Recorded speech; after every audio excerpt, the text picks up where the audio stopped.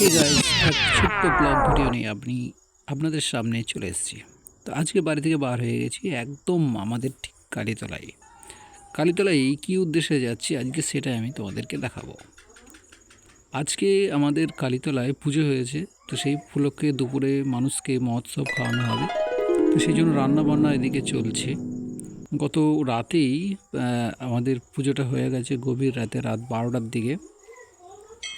তো এই হচ্ছে আমাদের সেই মন্দির। তো এখানেই পুজোটা হয়ে গেছে রাত্রিতে। তো রাত্রিতে পুজো হওয়ার পর আজ ঠিক তার পরের দিন মঙ্গলবার বুধবার আছে। তো সেই বুধবারের দিনই দুপুরে আমাদের এখানে অন্ন সেবা চলছে। আমাদের পাড়ার এবং আমাদের গ্রামের সমস্ত লোক এই মহোৎসবের জন্য খুবই সাহায্য করে এবং সবাই খুব পরিশ্রমও করেছে এবং সহযোগিতা করেছে। তো এই পরিস্থিতিতে আমাদের এখন মহোৎসব চলছে। দুপুর ঠিক 2টো বাজার আগেই কিন্তু আমাদের মহোৎসব চালু হয়ে গেছে।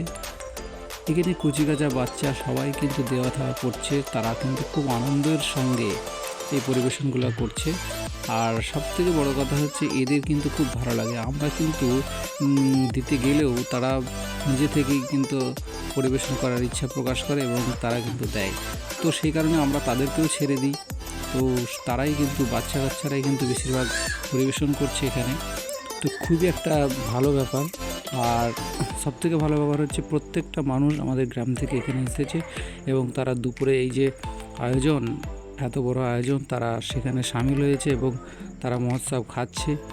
এটা দেখে এবং খুবই ভালো লাগছে।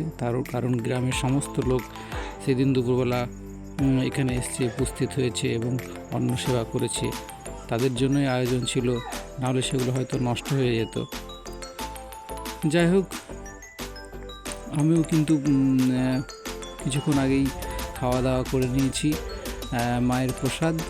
তো প্রত্যেক বছরের ন্যায় আমাদের ঠিক বৈশাখ শেষ মঙ্গলবার এই পুজো হয়ে থাকে এবং মহোৎসবও হয়ে থাকে। ধন্যবাদ। নতুন ব্লগে আপনাদের আবার স্বাগত।